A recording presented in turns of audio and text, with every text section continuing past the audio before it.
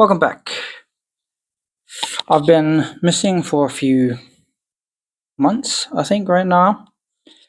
Um, Decided to kind of I backed off a bit, doing some more self work, and trying to post here and there, and just busy with life. So a little life update. Really busy, with my son and all, and trying to get back into the routine of posting and taking videos and stuff like that. So I had a bit of time today, and I thought, you know what am I working on right now? So right now, what I'm working on with myself is how to use assertive communication. Because at the moment, I still use you a lot. So you do this, you do that, etc. But we'll get into that later. But anyway, so how do we use assertive communication? That is generally what this video is going to be about. So how do we use it? All right. So the first step is to remove the you. Right. Instead of using you, we want to use I. So when you use the you statement, you are basically accusing or blaming your partner or your LTR, your wife, whatever you want to call it, your girlfriend, your basic or any other person, to be honest. You're blaming them for something, right? So, you're basically saying it's because of you this happened, which then everyone gets defensive in that position. And then it's really hot today,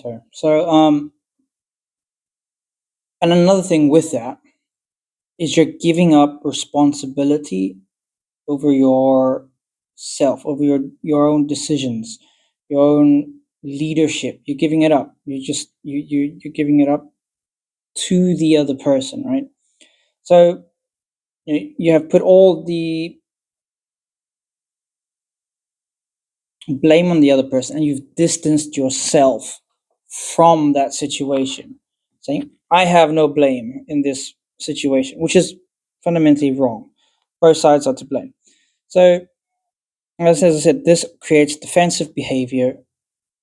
Just like if you remember in arguments where your partner or whatever says to you, you did this, or why didn't you take out the trash? What is your immediate response? Is to become defensive and retaliate, and because you didn't take out the trash, you were wrong.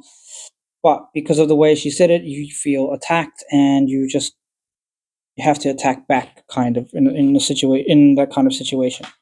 It's automatic, right? It's a response. It's an automatic response. It's reacting and not responding. And then what happens then is once you're reactive, or she's reactive, everyone shuts down, and then no one wants to open up and actually talk or share things. Right? It becomes a very much closed off. And we do this a lot, especially men. We do this a lot in our relationships, and we don't even realize we're doing it. I mean, as I said, I'm still going through all of this. I'm still auditing the way I talk to my wife. Excuse me. So, we do it without even realizing it. And then you ask yourself, why? Why is she so upset? Well, why can't we work it out? Except and that's because of that language, because you have this you word that kind of shoots the blame to them, right? And then when you stop using it, excuse me, so stop using it. And I says, what should we do instead of using you? You use I, right? The I statement. Like with the I statement, you're not blaming and you're not accusing your partner or anything with the I statement. And you're not giving up your responsibility or your leadership, in a sense, of yourself. You're not giving it up. And how to explain this? The best way to explain this.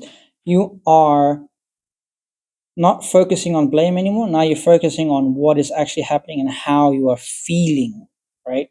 Or what is actually going on, the root cause of it. So, for example, um, you express the situation, which is then focusing on your feelings, which then takes the pressure off from your wife while LTR, because she's not defensive now, because it's like, okay, well, you're feeling it. It's not, you're not blaming me, right?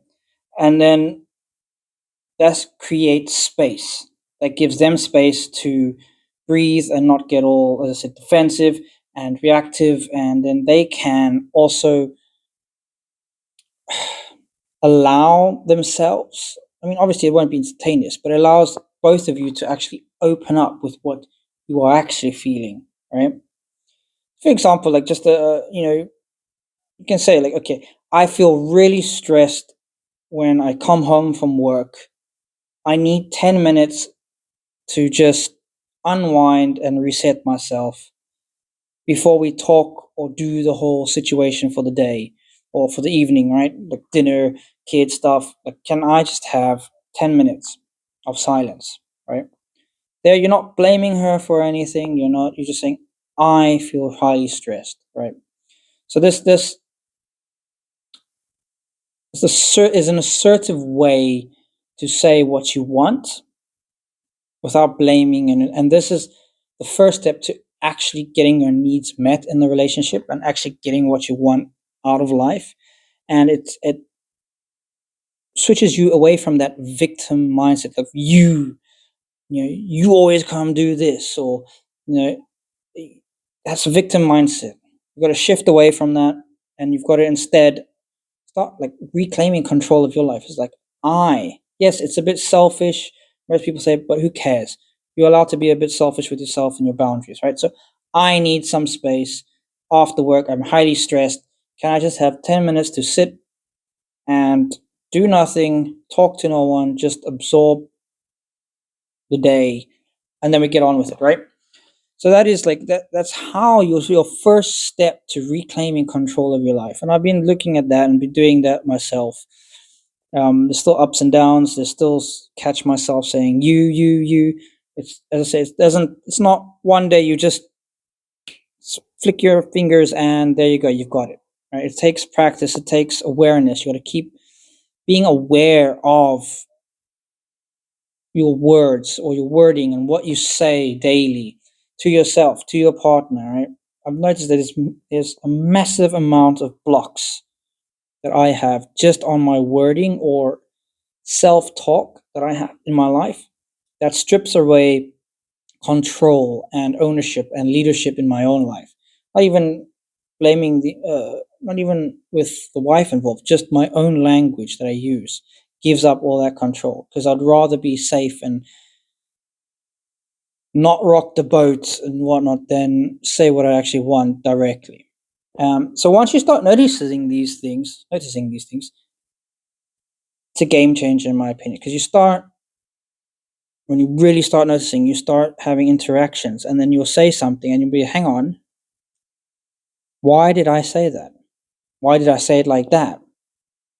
And then for me at the moment, what I do is I go back quickly and say, sorry, I just want to say it like this instead. And it can be embarrassing sometimes when you're in a conversation and it's past and it's, but I still do it mostly when I remember, when I do pick it up, I'll say, hey, okay, wait, I actually meant to say it like this. And then I will do the direct way.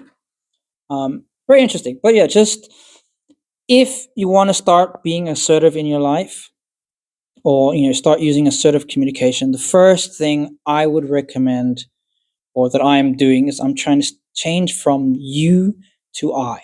Don't use you, use I in the conversations. I don't feel or think of an example.